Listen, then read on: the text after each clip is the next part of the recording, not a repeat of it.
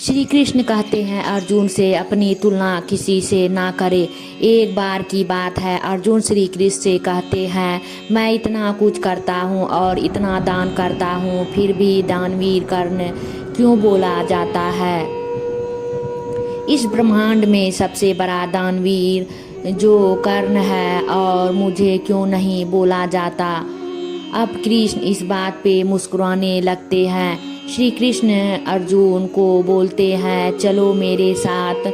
वो अर्जुन को दूर एक जगह पर लेकर जाते हैं जहाँ पर एक बहुत बड़ा पहाड़ होता है और श्री कृष्ण जैसे ही वो पहाड़ को छूते हैं, पहाड़ पूरे का पूरा सोना का बन जाता है और वो अर्जुन को बोलते हैं कि ये पहाड़ मैं तुम्हें देता हूँ और इस सोने को तुम लोगों के बीच बांट दो। अब अर्जुन वहाँ खड़े हो जाते हैं और आसपास के गांवों में घोषणा कर देते हैं कि मैं अर्जुन सोना बांटने वाला हूँ और आप सबकी ज़रूरतें पूरा हो जाएगी और आप आइए और सोना लेकर जाइए।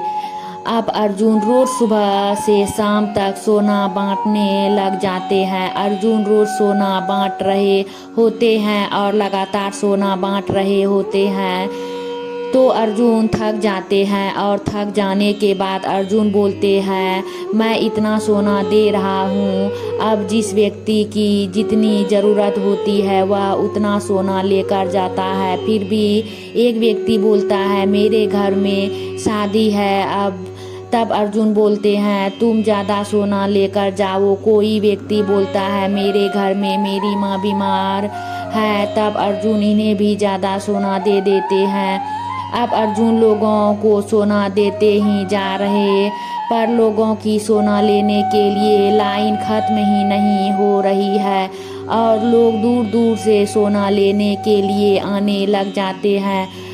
अब अर्जुन पूरी तरह थक जाते हैं और श्री कृष्ण को बोलते हैं कि मैं लोगों को सोना देते जा रहा हूँ और लोग तो समाप्त ही नहीं हो रहे हैं। तभी श्री कृष्ण अब कर्ण को बुलाते हैं और कर्ण को बोलते, ये सोने का पहाड़ मैं तुम्हें देता हूँ, इसे लोगों के बीच में बांट दो। और कर्ण कहते हैं, ठीक है, आप जैसा कहे।